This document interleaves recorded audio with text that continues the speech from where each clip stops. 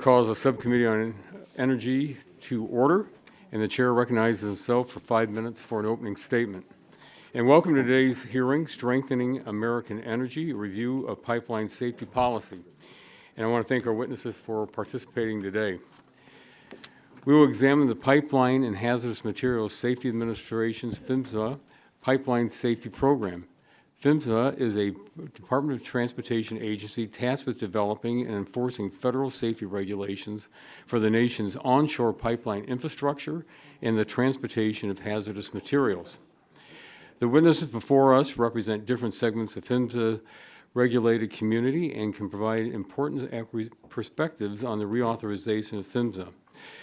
Pipelines are the safest and most efficient mode of transportation for oil, natural gas, liquid energy products, and hazardous materials, and they play an instrumental role in delivering the products that drive our nation's economy forward. The agency has about 3.3 million miles of pipelines under its purview. In order to ensure these pipelines are operated in a safe and reliable manner, PHMSA partners and coordinates with states to administer pipeline safety programs and inspect infrastructure within a state's boundaries.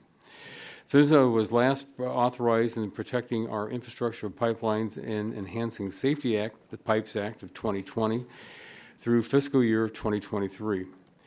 It is my belief that we can work in a bipartisan fashion in this Congress with our House and Senate colleagues to reauthorize PHMSA to continue carrying out its mission and associated duties. This subcommittee has a responsibility to ensure PHMSA maintains a strong focus on safety and operates within its statutory authorities.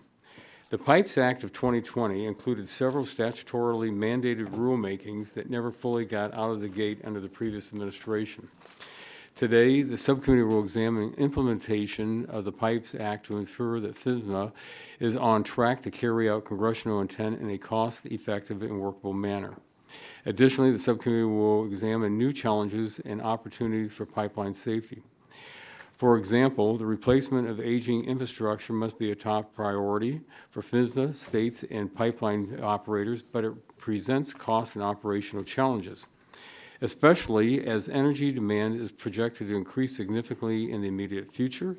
The upgrading of our natural gas network must be prioritized to ensure the safe transportation of natural gas and other important energy sources and products.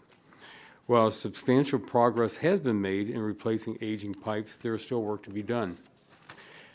I look forward to the hearing from our witnesses on how PHMSA can help address the remaining 1% of the iron distribution pipes. American innovations and net technologies like artificial intelligence technology also present opportunities to bolster the quality of risk assessments and advance safety towards our collective goal of zero incidents. However, these technologies will also pose challenges to information and operational security. It is important that PHMSA reauthorization gives the agencies the tools needed to have an effective approach for the opportunities and challenges ahead. In his confirmation hearing last week, Paul Roberti, President Trump's nominee for PHMSA administrator, committed to pursuing opportunities to utilize new, cost-effective technology to enhance safety. The subcommittee hopes to collaborate with PHMSA and pipeline operators in this endeavor. As we look at the reauthorization, that must prioritize the improvements to the agency's core responsibility, which is safety.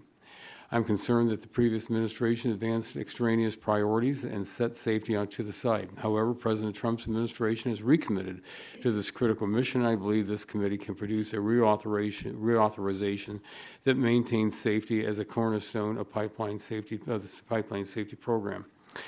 Pipelines are imperative to public safety and the energy security of our nation. I look forward to hearing from the pipeline operators today as we build on American energy leadership.